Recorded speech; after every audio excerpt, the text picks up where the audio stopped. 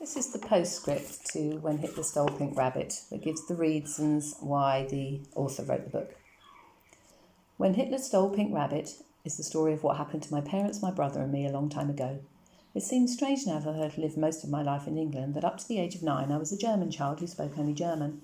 My brother and I went to German schools, we had friends and a nice house and a dog, though I really wanted a cat, and seaside holidays and treats, and of course it never occurred to either of us that this could ever change.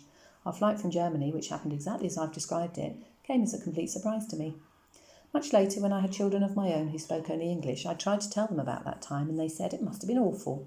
But it wasn't, and one reason I wrote the book was to try to explain to them what it had really felt like to be suddenly poor, to live in strange countries, go to strange schools and learn strange languages.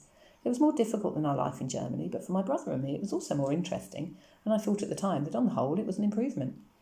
My parents, for whom it must have been quite terrible, always managed to hide their worst worries from us, to make us see our new life as an adventure and to make us feel safe. It couldn't have been easy.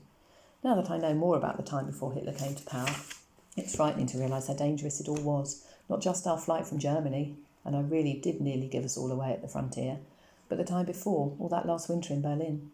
I didn't know then that in Berlin streets that winter Nazi gangs were murdering people who didn't agree with them while the police stood by doing nothing.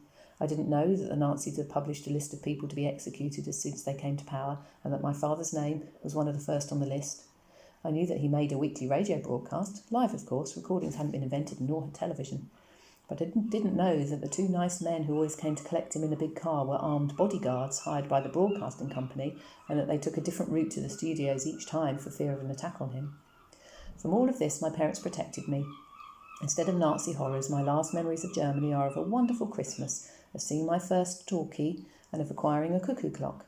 Perhaps the most important reason for writing this book was to tell my children about the remarkable grandparents they never knew, and to remember them and myself with love. When I first began to write, I found it very difficult.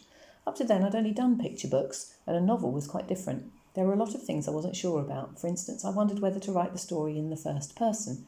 But as an English middle-aged lady who'd forgotten a lot of her German, I no longer felt I was the same as that little girl who'd fled from the Nazis, and so I wrote about her as a separate person called Anna, which is also one of my names.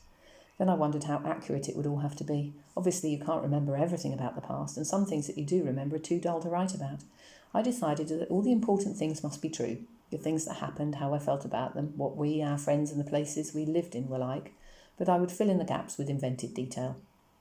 All this was so difficult that after nearly 4 months of hard work I'd only written 3 chapters.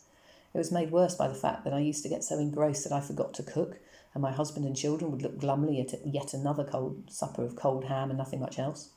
I felt it was all getting out of hand and finally handed my husband, who's a much better writer than I am, what I'd written and said, "I think this is no use and I think I'd better stop." Heroically, he fought his way through the maze of grey pencilled pages, the rubbings out, the corrections, and the places where I'd gone through the paper, and then, even more heroically, in view of the boiled ham, he said, "No, it's good, you must finish it." So I did. It took me just under a year. When I reached the end, I read it all through and thought, I've described it all as truthfully as I could, but who on earth will ever want to read it? It was a total wonderful surprise to me when people did. I may say that one of the first things we did after it was published was to buy a freezer, so that in future, when I wrote anything, we could have proper meals as well.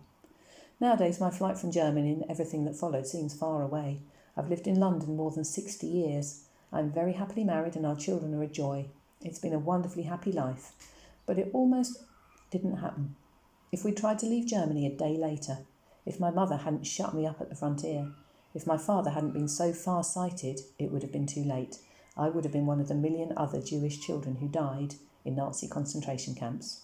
I can never forget how lucky I've been. Judith Kerr.